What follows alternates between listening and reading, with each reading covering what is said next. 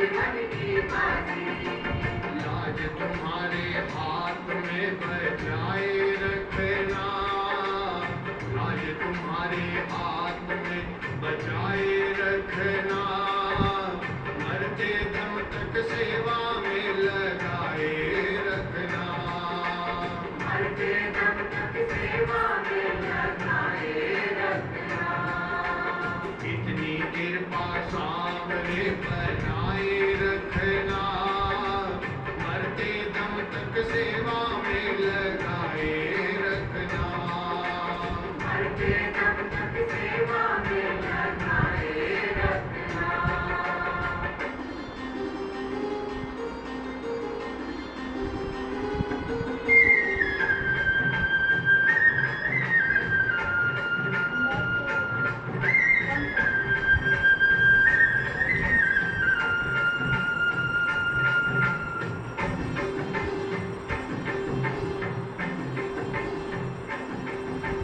हाथ जोड़कर करूं प्रार्थना, भूल कभी ना जाना, भूल कभी ना।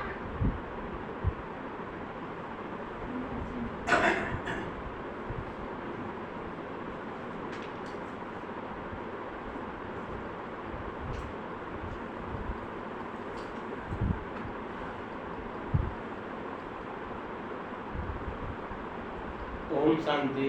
ओम शांति।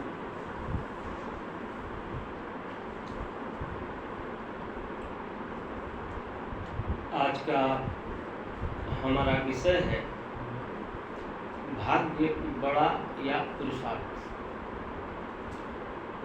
भाग्य को किस्मत या तकदीर भी कहा जाता है।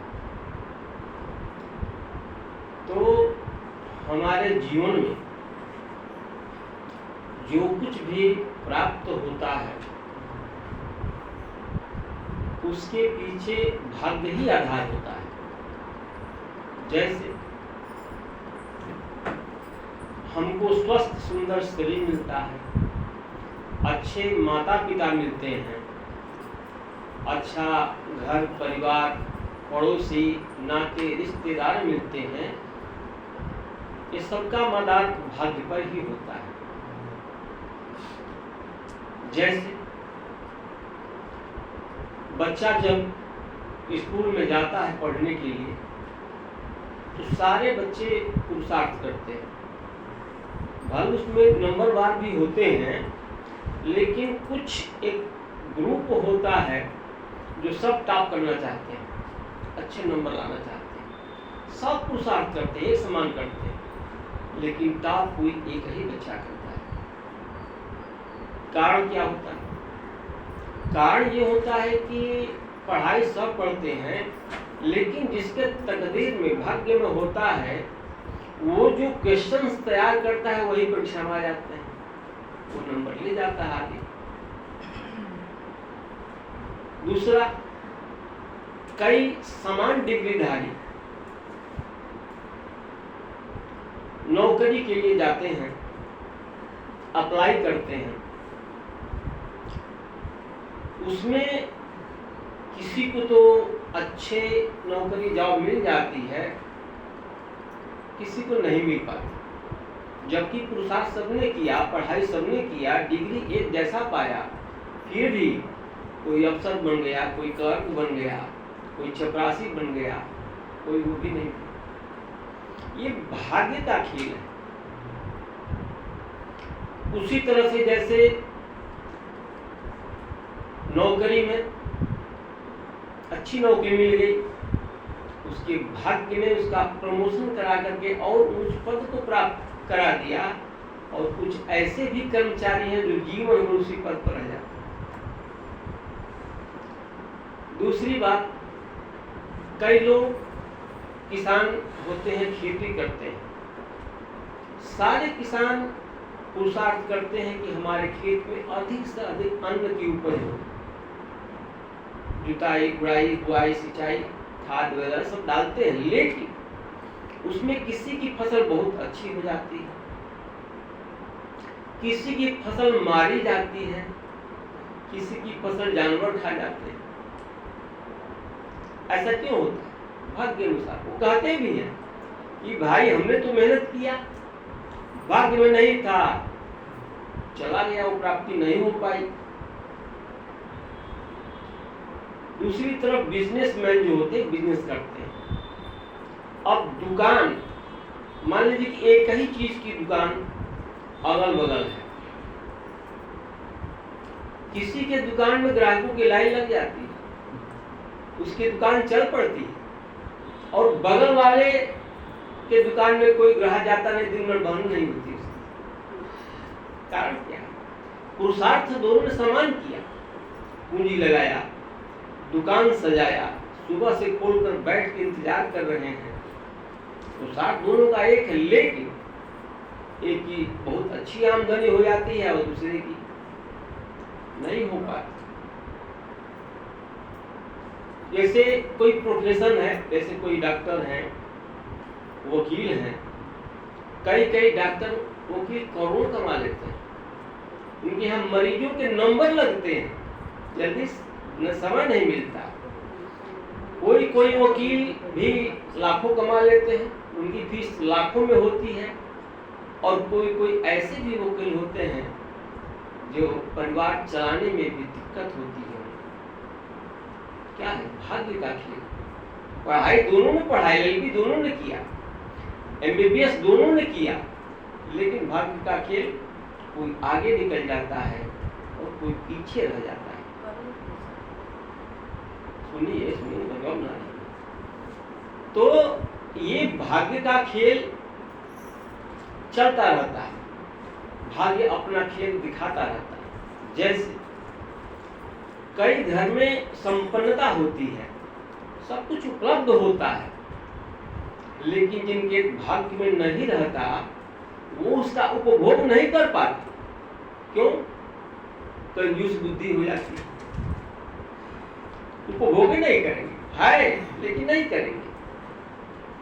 दूसरा, कई माताएं होती हैं घर में जो सास का दर्जा प्राप्त कर लेते हैं, तो उनको लगता है कि पूरे घर की जिम्मेवारी हमारी ही है। चाय नाश्ता भोजन दोनों वक्त बनेगा ताजा, वो खाएंगी बासी। सुबह का बच्चा शाम को खाएंगे और शाम का बच्चा सुबह खाएंगे। अब कहेंगे कि क्या करूं, अब बहुएं तो खाएंगी नहीं, अब हम ही को इसको सार्थक करना होता है। साड़ियां उनके पास रहती हैं, लेकिन पहनेंगे वो बहुओं की छोड़ी हुई साड़ी, भाग्य में नहीं है, तकदीर में नहीं है। तो क्या करें? और कई ऐसे भी घर परिवार होते हैं जो अभाव में है, गरीब हैं, लेकिन अच्छे से खाएंगे, अच्छे से पहनेंगे, अच्छे से रहते हैं, उनकी तकदीर में है।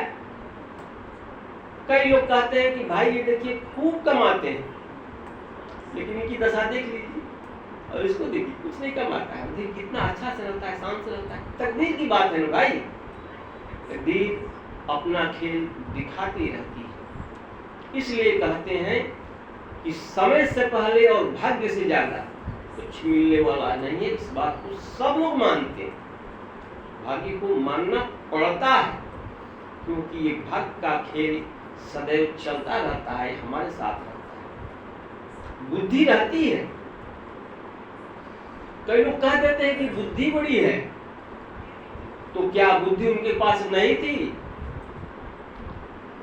जो वकालत में फेल हो गए, डॉक्टर के पास कोई मरीज नहीं जाता है, बुद्धि उनके पास भी थी, बुद्धि उनके पास भी थी, लेकिन तकदीर का खेल। इसलिए हम देख रहे हैं कि भाई भाग्य जो है प्रबल है, क्योंकि भाग्य जैसे जैसे हमको नचाता है, हम वैसे नाचते रहते हैं, बुद्धि भी वैसे ही काम करती है।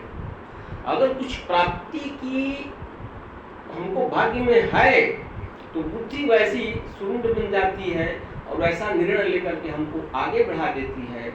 अगर भाग्य में नहीं है तो बुद्धि भी कुंठित तो हो जाती है, सही निर्णय नहीं ले पाती और हम जहां के तहां रह जाते हैं।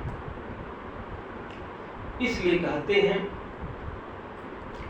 कि किस्मत का खेल निराले मेरे भैया, किस्मत का लिखा कौन टाले मेरे भैया, किस्मत का खेल निराले मेरे भैया।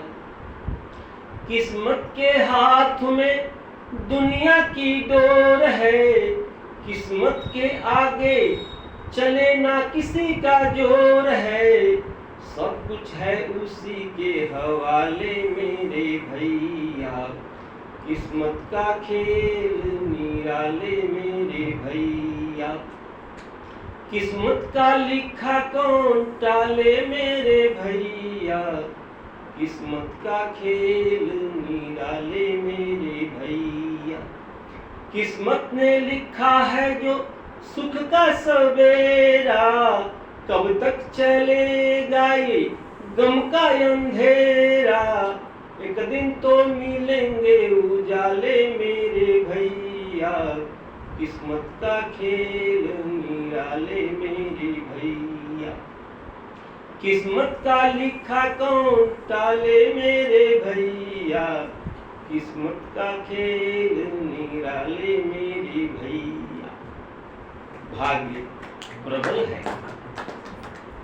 अब देखिए सीता जी को, देखिए सीता जी को जन्म लेने के लिए मां का गर्भ नहीं मिला, वो भूगर्भ से पैदा हुई।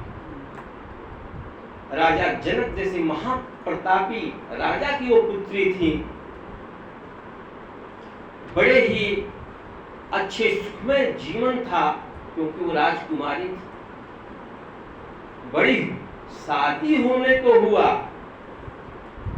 तो बड़े तेजस्वी वर से उनका विवाह तय हुआ, लेकिन तब तक परशुराम जी आ गए विघ्न पैदा करने के। किसी तरह से मामला रफा दफा हुआ, विदा होकर अयोध्या जहां दशरथ जी चक्रवर्ती सम्राट थे उनकी बहू बनकर आई।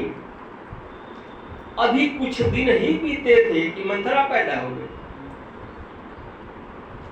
वो महारानी और राजकुमारी राजघराने की जो मखमली चादर पर चलती थी, उनको जंगल के पथरीले कंकड़ों पर चलना पड़ा। भाग्य ने अपना खेल दिखाया, जंगल में गई, वहां भी इनको सुख चैन नहीं मिला। तब तक रावण आ गया और रावण के पहले मामा मारीच ने अपना माया का खेल दिखाया, सोने का हिरण बनकर आ गया। अब यहाँ थोड़ा सा हम उसका स्पष्टीकरण करेंगे कि कई लोग कहते हैं कि सीता जी सोने का मृग देखकर उन पर लोभित हो गई। हम ये नहीं समझ पाते कि वो सीता जो महारानी थी, महल सोने चांदी के अकुट भंडार थे, उनको त्याग करके न जंगल में आई थी। तो इस छोटे से हिरण को लोभित हो जाएंगी, सोचने की बात है। लोभित नहीं हुई, पहली बात। दूसरी बात, वो इतनी मूर्ख तो नहीं थी कि सोने का हिरण उछल कूद करेगा, अरे वो तो मूर्ति बन जाएगा। ये भी उनको पता था। हुआ क्या था? हुआ ये था कि उस हिरण का कलर जो सुनहला था और इतना सुंदर उसका रूप था कि वो उनके मन में भा गया। तो कह दिया उन्होंने कि ये हिरण हमको चाहिए। ठीक है, रावण उनका हरण करके लंका में लेके चला गया और शोक वाटिका में बिठा दिया। सुबह शाम रोज आकर उनको धमकाता था। अब यहाँ एक पॉइंट और आती है स्पष्ट करने के लिए कि जब रावण आता था तो उन्होंने एक तिनका निकाला और रावण अपने बीच में रख दिया। तो प्रश्न ये कि महाप्रतापी बलवान रावण से क्या तिनका रक्षा करेगा? इसका रहस्य क्या है? इसका रहस्य ये है कि किसी भी स्त्री को, महिला को अपने सुरक्षा के लिए 100% विश्वास अपने भाई पर होता है। इसके अलावा किसी पर 100% होता है, ठीक है, कोई रक्षा करे अलग बात है, लेकिन भाई से ज्यादा उनको विश्वास किसी पर नहीं होता। वो जानती हैं कि किसी भी विषम परिस्थिति में भाई हमारे साथ रहेगा, हमारी रक्षा भी करेगा। क्योंकि सीता जी का जन्म भूगर्भ से हुआ और तिनका भी भूगर्भ से हुआ, इस नाते दोनों आपस में भाई बहन हो गए। इसलिए वो तिनके को बीच में रखती थी और कहा भी जाता है कि डूबते को तिनके का सहारा। क्यों? क्योंकि लंका में उनका अपना कहलाने वाला कोई नहीं था, इसलिए उन्होंने तिनके का सहारा किया। इसके बाद युद्ध हुआ, रावण का वध हुआ, सीता जी वापस अयोध्या के लिए 14 वर्ष का वनवास भी पूरा हो गया। सीता जी वापस जाने के लिए तैयार हुई। अब लगा कि अब इनके सुख के दिन आएंगे, तब तक अग्नि में प्रवेश करना पड़ा। अग्नि को पार करके गई अयोध्या में। अब हुआ कि अब भाई तो सब खत्म हो गया झमेला, अब इनके सुख के दिन आ जाएंगे। तब तक धोबी आ गया। वो महारानी, उस समय वो गर्भवती थी, वो महारानी जिनको अपने बच्चों को जन्म महल में देना चाहिए था, उसके लिए वो ऋषि की कुटी में जाना पड़ा, वहां उनको अपने बच्चे को जन्म देना पड़ा। सीता जी के पुरुषार्थ में क्या कमी थी भाई? उन्हें तो जब तक उन्होंने जन्म लिया तब से वो पुरुषार्थ करती रही, फिर भी भाग्य का खेल देखिए, उनके जीवन में सुख नहीं के बराबर था। कहाँ मिला? न मायके में मिला, न ससुराल में मिला। अब रामचंद्र जी को देखिए, रामचंद्र जी का डिक्लेयर हो गया कि भाई ये महाराज बनेंगे, राजा घोषित कर दिए गए। पूरा राज्य में ये बात फैल गई कि श्री रामचंद्र जी राजा हो गए। और फॉर्मेलिटी के तौर पर उनका तो करना था कि सुबह जो है उनका राज तिलक होगा। तब तक क्या हुआ? भाग्य ने अपना खेल दिखाया और सुबह होने से पहले उनको वनवास का ऑर्डर मिल गया। उन्होंने उसको स्वीकार किया और वन की ओर प्रस्थान किया। वहां गए। अब जंगल में जो भी उनका पुरुषार्थ था उन्होंने किया ही। पंचवटी से कुछ ही दूर पर उनका ननिहाल था, कौशलपुर। उन्होंने कभी भी अपने नाना को सूचना नहीं दिया कि हमको मदद चाहिए। मान सकते थे, उनके पास भी राजा थे, उनके पास सेना वगैरह सब साधन थे, लेकिन उन्होंने अपने पुरुषार्थ के बल सारा काम उन्होंने किया। अब राजा दशरथ चक्रवर्ती सम्राट, क्या उन्होंने सपने में भी सोचा था कि एक दिन ऐसा भी आएगा कि पुत्र मोह में उनको एड़ियां रगड़ रगड़ कर प्राण त्यागने पड़ेगी? नहीं सोचा था उन्होंने। भाग्य का खेल, भाग्य ने अपना खेल दिखाया। इसके अलावा पांडवों के लिए थी, पांडव पांचों भाई महारथी थे, परम वीर थे। इसके अलावा श्री कृष्ण जैसे महान तेजस्वी आत्मा की उन पर छत्र छाया थी। इसके बावजूद उनको 13 साल का वनवास मिला, 1 साल का अज्ञातवास। वो राजा जो उनके कद में बहुत छोटे थे, उनकी उन लोगों को सेवा करनी पड़ी। भाग्य का खेल देखिए। इसके अलावा राजा हरिश्चंद्र की बात आती है। राजा हरिश्चंद्र सत्यवादी थे, वो भी बहुत बड़े राजा थे। क्या उन्होंने कभी सोचा था कि एक दिन हमें डोम की नौकरी करनी पड़ेगी, अपने ही बच्चे के लिए अपने ही महारानी से कर के रूप में साड़ी फड़वाना पड़ेगा? सोचा था उन्होंने? भाग्य का खेल। तो इस तरह से भाग्य अपना खेल दिखाता रहता है, तकदीर। अब हम देखते हैं कि भाई ये जो भाग्य का खेल है, ये तो प्रबल है, दिखाई दे रहा है कि हम भी प्रबल है। लेकिन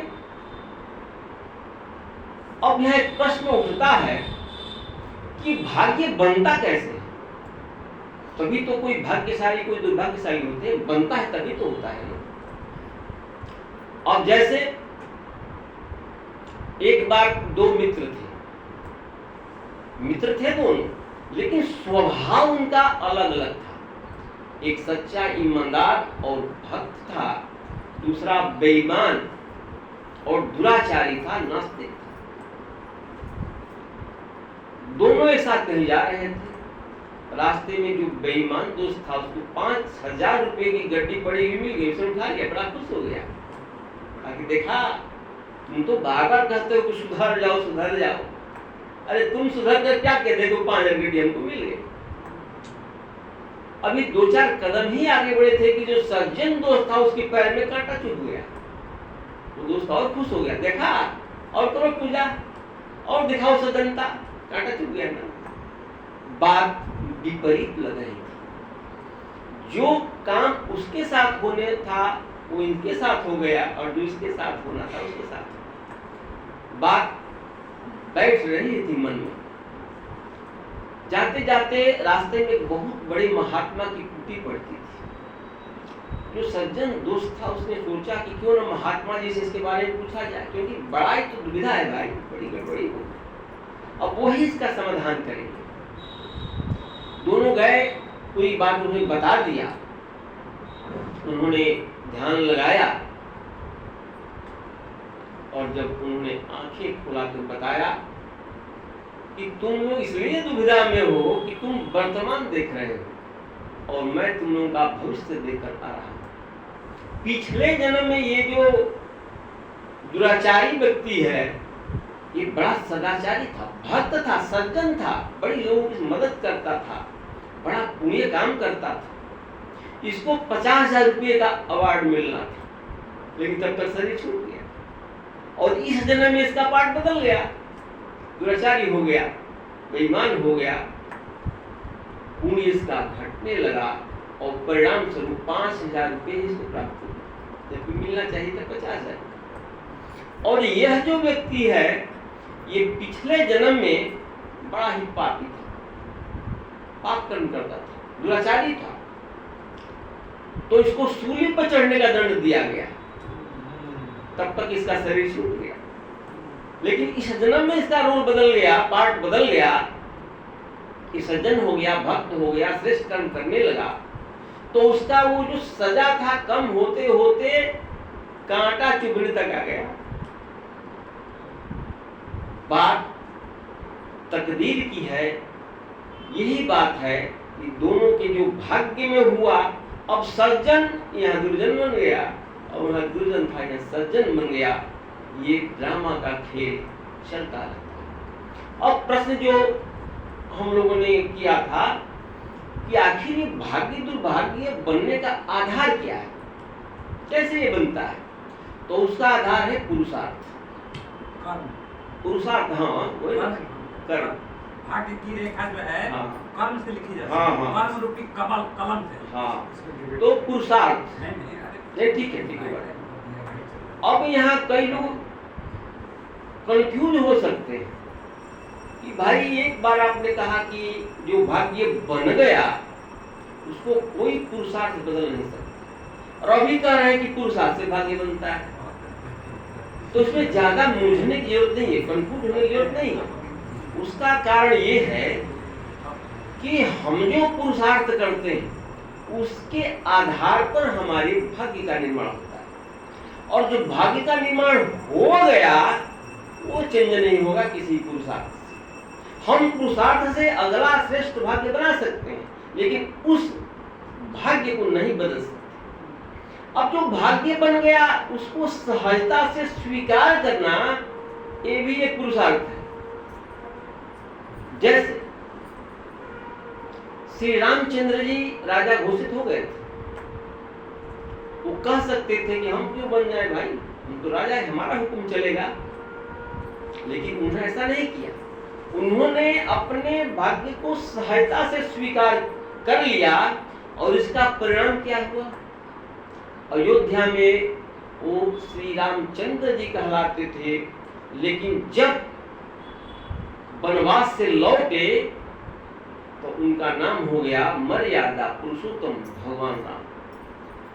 पुरुषार्थ का फल मिला। दूसरी तरफ जो पांडव लोग थे वो महापराक्रमी थे। उन्होंने द्वित क्रीड़ा में उन्होंने हार मान लिया। वो कह सकते थे भाई तो खेल है, क्रीड़ा है, हम क्यों माने इसको, प्रैक्टिकल में जीवन में हम नहीं मानेंगे, हम नहीं जाएंगे। किसी की क्षमता थी को जबरदस्ती भेज देते, उनको नहीं थी, लेकिन उन्होंने सहजता से अपने भाग्य को स्वीकार करने का पुरुषार्थ किया, तो अंत में विजयी हुए, उसका फल भी मिला। उसी तरह से राजा हरिश्चंद्र भी सत्यवादी थे। वो भी कह सकते थे भाई दान न करना है, हमने सोना चांदी सब दान करते, हम राजदान नहीं करेंगे, कह सकते थे, ये हमारी इच्छा पर है। लेकिन उन्होंने ऐसा नहीं किया, अपने सत्य वचन को निभाया। परिणाम क्या हुआ कि पुनः उनको सारा राज्य, सब धन संपदा वापस मिल गई और इतिहास में उनका नाम हो गया सत्य राजा हरिश्चंद्र सत्यवादी मिला। हम जो अपने भाग्य को सहजता से, अब जो भाग्य को लड़ते हैं, भाग्य से लड़ने का कोशिश करते हैं, सफलता तो मिलती नहीं, अपना हरासमेंट करते हैं और विपत्ति दुख बढ़ती है।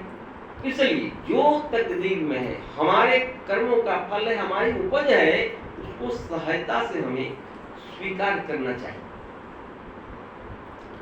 अब हम 3 ऐसे प्रसंग की चर्चा करेंगे जिससे सिद्ध हो जाएगा कि पुरुषार्थ ही है जिसे हम महान आत्मा, पुण्य आत्मा, श्रेष्ठ आत्मा बन सकते हैं।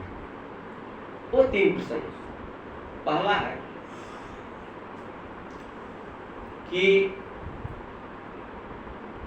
जब श्री रामचंद्र जी लंका विजय के बाद वापस अयोध्या आए तो उनकी 3 माताएं, सुमित्रा, कौशल्या और कैकेयी, 3 माताएं उनके स्वागत के लिए खड़ी थी। अयोध्या में सब यही मानते थे, सबको यही विश्वास था कि कैकेयी ने जो दुष्कर्म किया, इसके चलते श्री रामचंद्र जी उनके पैर स्पर्श तो दूर है, उनकी तरफ देखेंगे भी नहीं, आगे बढ़ जाएंगे, सबको यही विश्वास था। खुद कैकेयी के मन में भी यही बात था कि हमने राम के प्रति बड़ा दुष्कर्म किया। भलो 14 वर्ष पश्चाताप की अग्नि में जलती नहीं, क्योंकि उनके राम से बहुत प्रेम था। वो तो भाग्य का खेल, मंथरा निमित्त बनी और उनसे वो पाप कर्म हो गए। रामचंद्र जी पुष्पक विमान से उतर के आगे बढ़े, सब आश्चर्यचकित रह गए जब श्री रामचंद्र जी ने सबसे पहले कैकेयी के चरण स्पर्श किए। कैकेयी गदगद हो गई, खुश हो गई। अरे भाई, जिस बात की हमको स्वप्न भी उम्मीद न हो वो काम हो जाए, इतनी खुशी हो। उन्होंने बहुत सारा आशीर्वाद दिया, श्री रामचंद्र जी को गले लगाई और कहा कि हे राम, मुझे आज अभी पता चला कि तुमको लोग भगवान क्यों कहते हैं। दूसरा प्रसंग है कि जब पांडव लोग विजयी हो गए, युद्ध समाप्त हो गया, तो ये नियम था कि जो राजा विजयी होते थे उनको राजसूय यज्ञ करना पड़ता था। इसी प्रसंग में राजसूय यज्ञ का आयोजन था और कोई भी यज्ञ हो, कोई भी अनुष्ठान हो, कोई भी फंक्शन हो, कोई भी उत्सव हो, इसके लिए नियम ये है कि सबसे पहले सबकी बेहद की मीटिंग होती है, सब इकट्ठे होते हैं और उसमें तय किया जाता है कि हमको करना क्या है। इसके बाद लिस्ट बनती है कि इस कार्य में कौन कौन चीजों की आवश्यकता होगी। इसके बाद दूसरी लिस्ट बनती है, इसमें कौन कौन सा काम करेंगे, कौन कौन सा जिम्मेवारी लेंगे। जो सिस्टम है ऐसा होता है, होना चाहिए। ये सब हो गया। अंत में श्री कृष्ण ने कहा कि अरे भाई, सारा कार्यक्रम फाइनल हो गया, हमको तो कोई जिम्मेवारी नहीं मिली। तब युधिष्ठिर ने कहा कि केशव, आप सबसे अति श्रेष्ठ हैं, हम आपको कोई काम कैसे दे सकते हैं? और पूरे यज्ञ की जिम्मेवारी तो आप ही की है, आपके बिना तो कुछ होगा ही नहीं। फिर भी हम आपकी भावना को अवमानना नहीं करेंगे। अगर चाहते ही है कि भाई हम भी कुछ करें तो आप स्वयं चुन लीजिए, हम आपको कोई काम नहीं दे सकते। तब श्री कृष्ण ने कहा कि मैं दो काम करूंगा। एक काम तो करूंगा कि जितने जूते तितर बितर होंगे मैं सबको उठा करके क्रम से रखूंगा ताकि देखने में अच्छे लगे। और दूसरा काम करूंगा कि जब भोजन कर लेंगे तो जूठे सारे बर्तन उठाकर मैं एक जगह इकट्ठा करूंगा। युधिष्ठिर भाव विभल हो गए, उनकी आंखों में आंसू आ गए, पैर पकड़ लिए और कहा कि हे केशव, आप तो श्रेष्ठ हैं ही, ये मुझे मालूम था, लेकिन आपको लोग भगवान क्यों कहते हैं मुझे अभी पता चला। हमारा पुरुषार्थ ही हमको उच्च पद या सम्मान मान देता है। तीसरा प्रसंग है क्राइस्ट। क्राइस्ट को सूली पर चढ़ाने के लिए आदेश हो गया और उस आदेश में क्राइस्ट कोई अपराधी नहीं थे, उन्होंने कोई पाप कर्म नहीं किया था। वो उनके अपने ही दो शिष्यों के षड्यंत्र के द्वारा वो स्थिति बनी थी और यह बात क्राइस्ट को मालूम थी। सूली पर चढ़ने से पहले उन्होंने कहा कि मैं उन दोनों शिष्यों को मिलना चाहता हूं। शिष्य डर गए, अरे भाई गुरु जी को तो मालूम है सारा बात, अगर उनके हम सामने जाएंगे तो निश्चय ही वो बहुत ही क्रोध में होंगे और बड़ा कड़ा श्राप देंगे। लेकिन गुरु का आदेश था, जाना तो जरूरी था। डरते कांपते हाथ जोड़े हुए हाजिर हुए। तब क्राइस्ट ने कहा कि हे प्रभु, इन दोनों ने क्या किया है इस बात में नहीं जानते, अनभिज्ञ हैं, इसलिए आप इन्हें क्षमा करें। यह सुनते ही दोनों शिष्य रोने लगे, उनके पैर पकड़ लिए और कहा कि गुरुदेव, आप श्रेष्ठ तो है ही, हम सब जानते थे, लेकिन आप लोग भगवान क्यों मानते हैं हमको अभी पता चला। ये हमारे पुरुषार्थ का परिणाम है। जैसा हमारा पुरुषार्थ वैसा हमारा मान सम्मान होगा, वैसा हमारा श्रेष्ठ भाग्य बनेगा और वही हमको आगे तक भोगना होगा। अब अंत में 7 संकल्प। 7 संकल्प ये है। पहला है, अगर देखना है तो अपनी अच्छाइयों को देखिए, खामियां निकालने के लिए तो लोग हैं ना। दूसरा है, अगर आगे बढ़ना है तो पैर आगे रखिए, पीछे खींचने के लिए तो लोग हैं ना। प्यार करना है तो खुद से कीजिए, नफरत करने के लिए तो लोग हैं ना।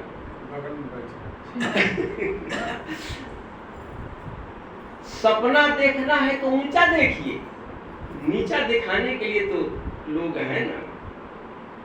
अपने मन में जुनून की चिंगारी भड़काइए, जलने के लिए तो लोग हैं ना।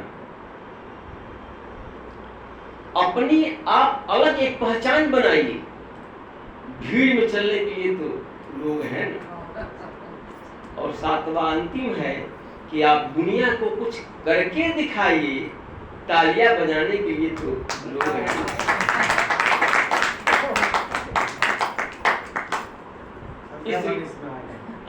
इसलिए कहा कि तकदीर बनी बन कर बिगड़ी, माया ने हमें बर्बाद किया। तकदीर बनी बन कर बिगड़ी, माया ने हमें बर्बाद किया। दुख दर्द की मारों तुम भी सुनो, बाबा ने हमें आबाद किया, दुख दर्द की मारों तुम भी सुनो, बाबा ने हमें आबाद किया। ओम शांति।